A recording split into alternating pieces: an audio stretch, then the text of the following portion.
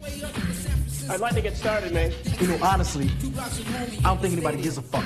In the absence of compromise... No, I think I should have let your monkey ass. We can discuss hand-to-hand combat if you prefer. Oh, wait. Parry away. As possible. Now. The movie opens with a tense, fast-paced car chase. One vehicle tries to intercept another, in which a woman is driving. When she finally pulls over, armed, masked men surround the car, smash the windows, and try to drag her out. Suddenly, a sharply dressed man appears. His presence causes the attackers to pause. They recognize him as Randall Thompson, although he has no idea who they are. The group pretends they know him, creating confusion. Just as Randall tries to manage the situation, the woman makes a run for it but gets shot in the leg. Randall rushes to her aid but is shot as well. Panic erupts when things spiral out of control. While fleeing, they search his body and discover a police badge, which they take with them. Across the street, a store owner witnesses everything and immediately contacts the police. A funeral is held for Randall, honoring both his military background and his mercenary service. His daughter, Anna, attends with her teacher, Kara, both visibly grieving. Soon, Randall's brother Karl arrives, much to Anna's surprise. With no other family, she finds comfort in Karl's presence. She introduces him to Kara, who welcomes him warmly. On the way home, he questions Anna about the neighborhood. She tells him it's dangerous and that her father often stood up to gangs. She says he was murdered while shopping after crossing paths with criminals. She accuses Karl of never visiting and expresses frustration, knowing Randall always hoped he would. While walking near the school, Karl witnesses a group of teens harassing a woman. When he steps in, she quickly leaves, and the teens turn their aggression toward him, bragging about owning the area. Calmly, Karl challenges them, asking if they truly think they're threatening him. As the situation escalates, a police car drives up, scattering the group. But moments after the cops leave, the teens return and open fire. Karl dodges the bullets, and they flee again. Later, Karl meets up with his old friend Joey, who once worked alongside their former mentor, Shale, now based in New York. Karl asks Joey to help him investigate his brother's murder and see if a gang was involved. Joey, happy to reconnect, agrees to help without hesitation. That night, they meet at a bar to strategize. Joey shares that a nearby shop owner witnessed the murder but refuses to speak, likely out of fear. When Karl asks who the shooter might be, Joey explains that a student from Lantro High, part of a gang known as the Brotherhood, was identified. The attackers wore hoodies backward with holes cut for their eyes, and the witness confirmed they were teens from the local high school. The following day, Karl visits Kara, bringing drinks. She's pleased to see him. When he asks about who will replace Randall at school, she says the administration is still looking for a teacher willing to handle the school's most violent class. Karl mentions he has experience in self-defense and volunteers. Kara hesitates but agrees to help if he gets certified. Anna returns to school for the first time since her father's death and reconnects with her best friend, Danny. Meanwhile, Karl arrives and is assisted by the shop teacher, Warren Drummond. After receiving a hall pass, Karl gets lost, but a guard helps him find his way. Entering the classroom, he finds complete disorder. Students are drinking soda, dancing, and flirting. His attempt to introduce himself is ignored. When a student named Dante suggests turning down the music, others protest. Karl jokes with a student holding a soda, making the class laugh, and finally introduces himself as the new sub. He notices one student has a broken arm and learns it happened during basketball. When Dante jokes that teaching is equally dangerous, Karl pulls out a yo-yo, explaining its history as a weapon in the Philippines 400 years ago. He then uses it to shatter a soda bottle, warning them not to judge appearances. Some students start paying attention, intrigued. At lunch, a few students mock Karl, unaware Joey is secretly recording nearby. In the teacher's lounge, Karl meets other exhausted faculty.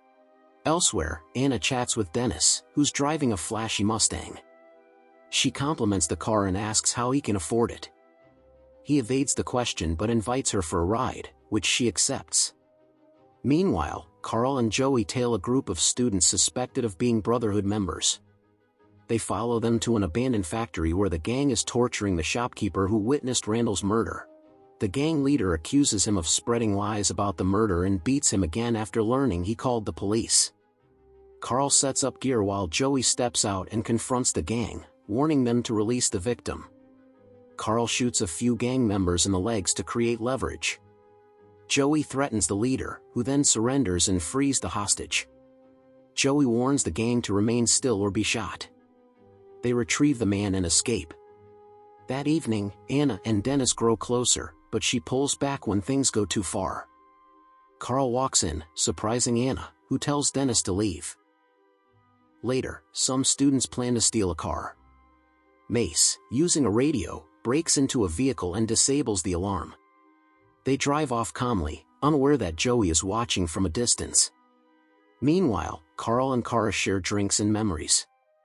Kara asks about his past, and Karl reveals he and Randall were both mercenaries. Randall inspired him to teach. Karl then receives a call from Joey, who has set up a trap using a bait car that Dante and Mace stole.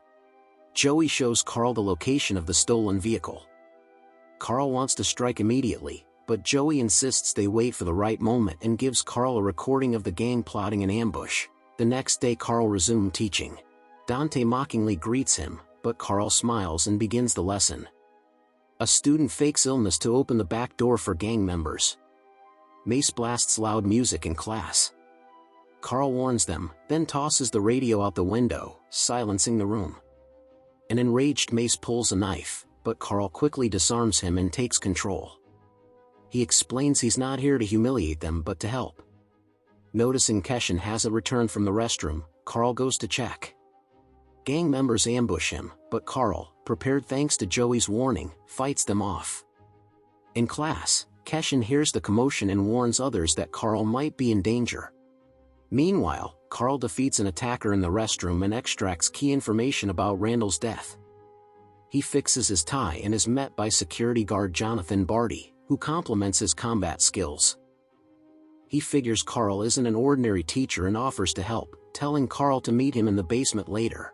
After class, Karl keeps Mace behind and talks about his behavior.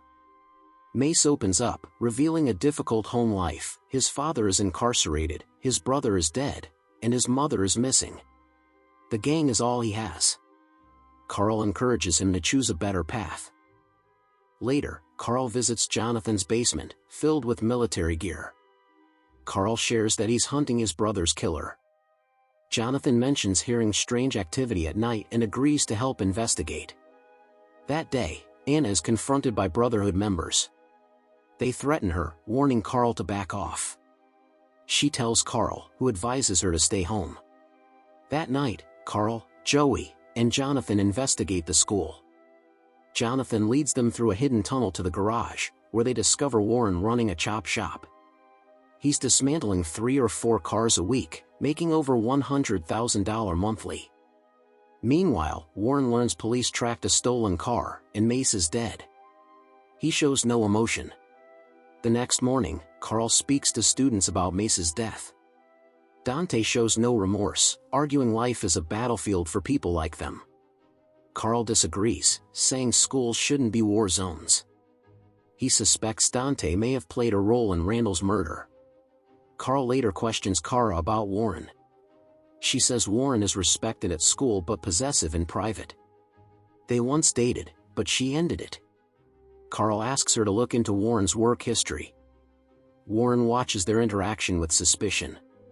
Kara later calls Karl and Joey with important findings. But Warren shows up unannounced, pretending to bring food. Sensing danger, Kara hides the evidence. Warren subtly interrogates her, then violently attacks, demanding to know Karl's identity. She says he's Randall's brother. Warren shoots her and orders his men to kill Karl. Meanwhile, Anna visits Danny.